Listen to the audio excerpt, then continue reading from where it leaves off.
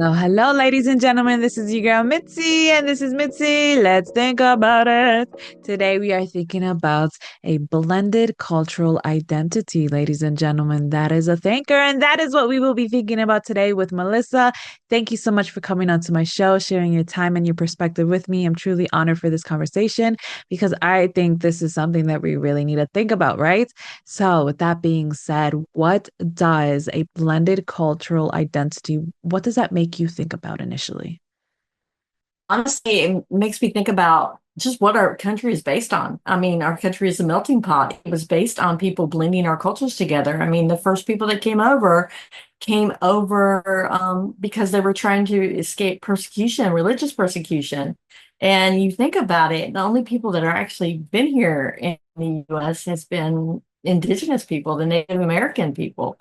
The Mhm. Mayans were here also. So, you think about it, and it's just hard when it's not one culture, a whole bunch of different cultures together, blended in together, and you take the best of both worlds and you create your own little mini culture out of it. Yes, I love that you said it that way because I think you said it perfectly. That's something that I was actually thinking about while I was getting myself situated before our conversation today. Because in reality, the only place that to be really pure blood of one culture or one real or like you know what I mean, like race is when you're actually in that country. Like an African is going to be with a Marian African if they're in Africa. I get it. If you're a Brazilian and you live in Brazil and you meet another Brazilian and you get married, you're gonna have Brazilian babies. You know what I mean? Like that Yeah. makes sense.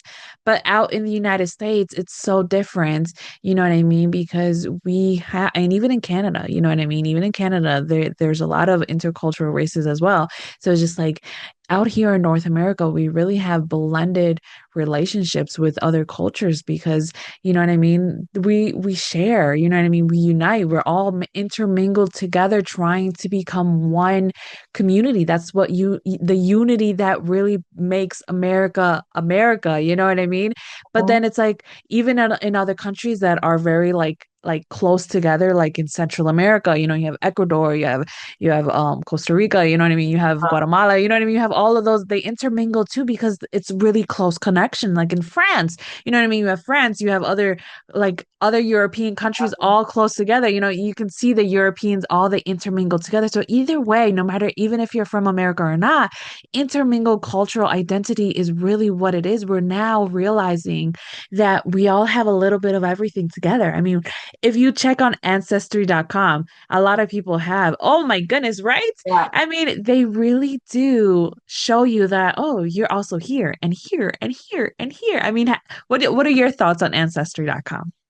I think it's great, but I also think that there's that tracking option where I think I'm skeptical about because why do you want to put your information out there? And they're, Yeah. oh, well, with what's going on right now, you wonder if that going to be something that later on they're going to tap into that and say, okay, we're going to put you in these camps or we're going to put you in these. You got to think about that. I'm thinking about putting your information out.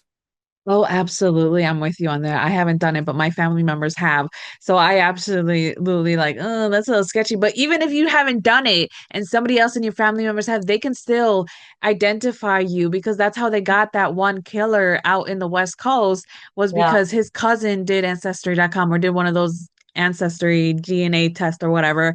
And that's how they linked them together. But it's really interesting because there's like a give and take to that. Like but at the same time, when you go onto them, it's like they make you put in the information, you know what I mean? And then they tally Uh-huh. up and then they do the Uh-huh. algorithm. So it's like it's kind of like, okay, so I have to still tell you what I know, you know what I mean? So I don't know, it's here and there. But anyways, so for you personally, what are some pros and cons that you've realized that are in a blended cultural community or just identity? Okay, I'm going to give the backstory first because lot of people are probably seeing this and saying, what does a white woman know about blended cultural identity? So let me give the backstory. My husband is a permanent resident of the United States. He's a native of Mexico. My son-in-law actually is three-quarters Japanese. So we have three cultures blended in, and I was born and raised in the South, but my parents are from up north, up in Massachusetts. But, you know, the good things are is that you get to take the best of each culture and put it together and create your own little culture and your own little, like, I don't want to say cult, but pretty much, you know, your own little, you know what I'm saying? Your own Yeah. special It's way like, of doing things. You take the best of yeah. both. Like we have Christmas, but we also have Santa Reyes, you know, and the girls knew that growing up. And they knew at Christmas Eve, instead of doing the big Christmas dinner, we did the big Christmas Eve dinner with sopes and just having a Yeah. great time, you know. And then the bad part about it is sometimes you don't understand the cultural differences. Like what one word can mean in one culture can be suddenly something opposite in another culture. And you're like, what? What? No, no, no. Yeah. Absolutely. I think you really touched on it very well because that is a big thing. Like you can create something so beautiful. Like it doesn't even make sense. Like but it just works. You know what I mean? You wouldn't think it works, but it works, and it kind of tastes good. You know what I mean? Especially when it comes to Uh-huh. food. So it's just it really does depends on your like dynamic, and then when it doesn't work, it usually does, cross with language barrier, cultural barrier, just like understanding that certain body languages mean certain things in certain cultures and wearing clothes a certain way. You know what I mean? Like we have to understand that. So I think when it comes to like understanding that you may be part of a different culture or just, you know what I mean, a different culture is in your family dynamic. I think just learning and just giving your time the opportunity to learn is a great way to just appreciate what's happening in your home because I'm assuming when you married your husband, you really had to give yourself some time to learn. Is that right? Oh, yes, definitely. I remember the very first trip we ever took to Mexico. And I think my two older girls were 5 and 2, I think, at the time. And we went to his sister's house and they were making carnitas. But I had not expected the carnitas, the entrails of the pig, to be hanging on the clothesline because I'm a city girl. I wasn't born and raised in the country. And I was like, that is so gross. Why is that up there? And then also his mom made the best mole ever. That's like my favorite dish of all time. But they would just leave the chicken heads out in the yard and the little kids would come up and start playing with them. I'm like, what the heck? These things are just dead a minute ago. I mean, they were alive. You just killed them, but that's just a way of Mhm. life for them, you know? Yeah, So you learn. exactly. So it was a culture shock, but I also learned to appreciate the fact that my husband made the sacrifice to leave his family to come and, he permanently lives here now. We've been together 30 years. So, Yeah, I mean, he's your husband. You know what I mean? That's the love of your life. You guys had babies together. You are now welcoming in son-in-laws into your lives now. You know what I mean? And yep. hopefully future grandbabies. So yeah, I mean, that really becomes something. And one thing I told somebody, it was like when you're with somebody that you love, you learn to love what they love. You know what I mean? Or you learn to love them and all that they are and try to figure out what makes them love certain things. You know what I mean? Like if your husband loves his mom's mole, I bet you're like, yeah, I can see why. That's delicious. You know what I mean? And Uh, other things, it's like, you know what? It's a little questionable because of the context. In the city, we don't have that. You know what I mean? In the city, we don't have those chickens just flying, like just hanging around their necks all out. Like, no, we go to the store like sane human beings. You know what I mean? But it's like uh, we realize at the same time in the predicament in the country, like you raise your own, you do it by hand, you do all the things that a butcher in a store behind closed doors would do. You know what I mean? So it gives you that appreciation, like, wow, look at that. Like his own mother was able to chop it up, and I'm assuming she chopped it up. Like she uh, could have given it to somebody else. You know what I mean? But at the yeah. end of the day, like the fact that they have that, it really does bring you appreciation. It makes you realize like people can live a totally different life than you. You know what I mean? For you, what has this relationship brought you? I mean, what have you gained the most out of this? Oh my gosh, what is it? Acceptance? I mean, I wasn't even accepted by my own family, but with his family, I was accepted. I was loved, obviously loved because we've been together 30, married 30, together 31. Um, just a new appreciation of different things. And, sometimes we judge so many people about what they do and how they look, or or the ways they act. But then you look at it and you're like, well, that's part of their culture. Like when I first went, yes, of course, I like had my nose up in the air a little bit because I didn't know what to expect. And I will Yeah. even agree to that. I will say, yes, I did that. But now I look back and say, wow, they did the best they could to survive because when my husband was growing up, he's number 9 of 10. And when he was growing up, they only had, I think, 2 bedrooms. And now they have a bunch of bedrooms. I mean, his mom and dad, once the kids left, and they started building out the house. And I'm like, why is it they're building out now? I mean, they've since passed on, but to know the appreciation of the family always having each other's back and always being there. Whereas in my family, we didn't have that. Yeah, I know. That's the realness of it is that I've realized that sometimes the American culture of the independent mentality that you are independent, you care for yourself, you do for yourself, everything's for yourself, self. You realize when you go outside of that American culture that the realness is that it's unity, it's true unity, it's true together. We will back each other up, we will accept you as you are, and if you mess up, we'll let you know because Yep. we'll do it kindly. You know what I mean? We'll do it kindly because Mhm. the world, when they tell you and they put you in a place, they won't be so nice. You know what I mean? And that's a reality that every human being needs to wake up and realize, you know what I mean? And most definitely get out of it, of this conversation is that like when you blend cultures, you really do get appreciation. You do see this value and you most definitely see seen. You know what I mean? Because I'm Puerto Rican and I'm married and my husband's Mexican. He's a Texan though, so I gotta just Texans are Texans, you know what I mean? Like that's a Yep. big thing. That's a big thing. That's a debate that Yep. I don't want to go into.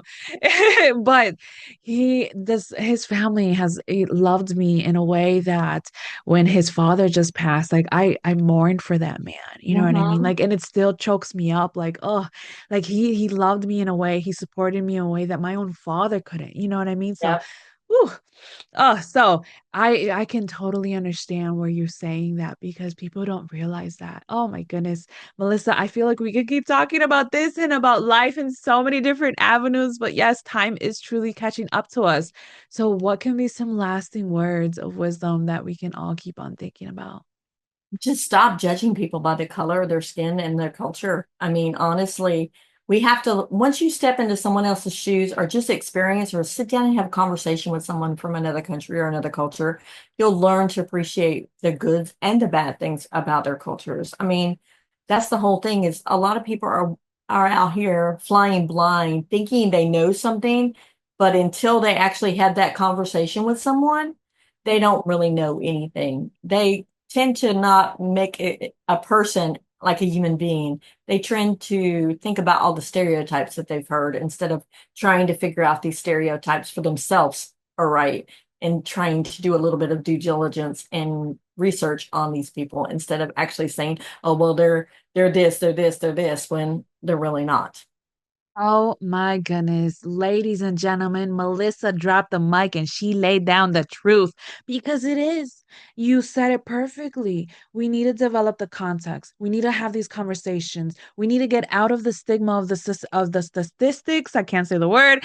The No. the stereotypes, these bad understanding that we are allowing to be our truths, these bad beliefs that we're trying to believe is true, and then we're putting it and projecting it on people without even giving them a chance.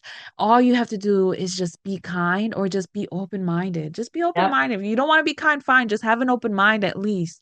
Have an open mind at least and hear what somebody's been saying because whatever you see on the outside doesn't always represent what's on the inside. And I love that you said that because I think more people need to understand that. You know what I realize is that it's not a certain race, it's not a certain religion, it's not a certain area on earth, it's a character. When people have a bad character, it's going to be in anyone.